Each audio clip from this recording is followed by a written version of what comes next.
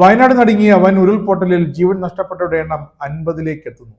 നിരവധി പേർ ദുരന്തമുഖത്ത് കുടുങ്ങിക്കിടക്കുകയാണ്. റോഡും പാലവും തകർന്നതോടെ ദുരന്ത മേഖലയായ മുണ്ടക്കയിലേക്ക് രക്ഷാപ്രവർത്തകർക്ക് കടക്കാനുമാകുന്നില്ല.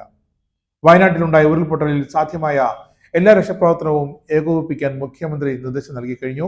സംഭവം അറിഞ്ഞതു മുതൽ സർക്കാർ സംവിധാനങ്ങൾ യോജിച്ച് രക്ഷാപ്രവർത്തനത്തിന് ഇറങ്ങിയിട്ടുണ്ടെന്ന് മുഖ്യമന്ത്രി പറയുന്നു. 5 മന്ത്രിമാർ വയനാട്ടിലെത്തി പ്രവർത്തനങ്ങൾക്ക് നേതൃത്വം നൽകും. ഒലിച്ചു വന്ന 10ഓളം മൃതദേഹങ്ങൾ നിലമ്പൂർ ചാലിയാർ പുഴയിൽ നിന്നും കണ്ടെത്തിയിരുന്നു. മരണസംഖ്യ ഇനിയും ഉയരാമെന്നാണ് ഭീതി. കരസേനയുടെ 190 അംഗ സംഘം വയനാട്ടിലേക്ക് തിരിച്ചിട്ടുണ്ട്. മുണ്ടക്കൈ അട്ടമല പ്രദേശത്തേക്കുള്ള ഏക പാലമായ ചൂരൽമല പാലവും പ്രധാന റോഡും തകർന്നതോടെ ഇവിടേക്കുള്ള ഒരു വിവരവും ലഭിക്കാത്ത സാഹചര്യമാണ് ഇപ്പോഴുള്ളത്. രക്ഷാപ്രവർത്തകർക്ക് പ്രദേശത്തേക്ക് കടക്കാനോ ആളുകളെ പുറത്തെത്തിക്കാനോ ഇതുവരെ സാധിച്ചിട്ടില്ല. നിലവിൽ 250 അംഗ NDRF സംഘം ചൂരൽപ്പുഴയ്ക്ക് ഇക്കരെയുള്ള ഭാഗത്ത് രക്ഷാപ്രവർത്തനം നടത്തുകയാണ്. ചൂരൽമലയിൽ നിന്നും സൈന്യം എത്തിയ ശേഷം മുണ്ടക്കൈ മേഖലയിലേക്കും ചൂരൽപ്പുഴയ്ക്ക് അക്കരയ്ക്കും എത്തിപ്പെടാനായി താൽക്കാലിക പാലം നിർമ്മിച്ച് രക്ഷാപ്രവർത്തനം നടത്തുമെന്ന് റവന്യൂ മന്ത്രി K. രാജനും അറിയിച്ചിട്ടുണ്ട്. രക്ഷാപ്രവർത്തനം വ്യോമമാർഗം മാത്രം സാധ്യമാകുന്ന സാഹചര്യമാണ് ഇപ്പോൾ. നിലവിൽ രക്ഷാദൗത്യം ആകെ പ്രതിസന്ധിയിലുമാണ്. കുത്തിയൊലിച്ചു വരുന്ന പുഴയിലൂടെ രക്ഷാപ്രവർത്തനം നടത്തുന്നത് ശ്രമകരമായതിനാൽ ഹെലികോപ്റ്ററുകൾ ഉടൻ എത്തിക്കാനുള്ള ശ്രമവും ആരംഭിച്ചിട്ടുണ്ട്.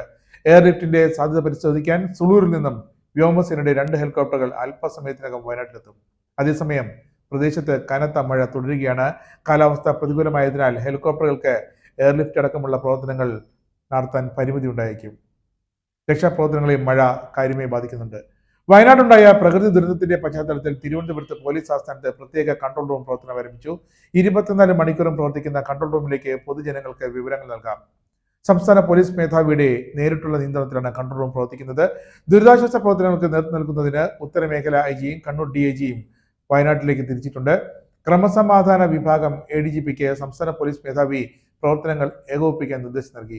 കേരള ആംഡ് പോലീസിന്റെ 4, 5 ബറ്റാലിയനുകൾ, മലബാർ സ്പെഷ്യൽ പോലീസ് എന്നിവരിൽ നിന്നും പോലീസ് ഉദ്യോഗസ്ഥർ വയനാട്ടിലേക്ക് തിരിച്ചു കഴിഞ്ഞു.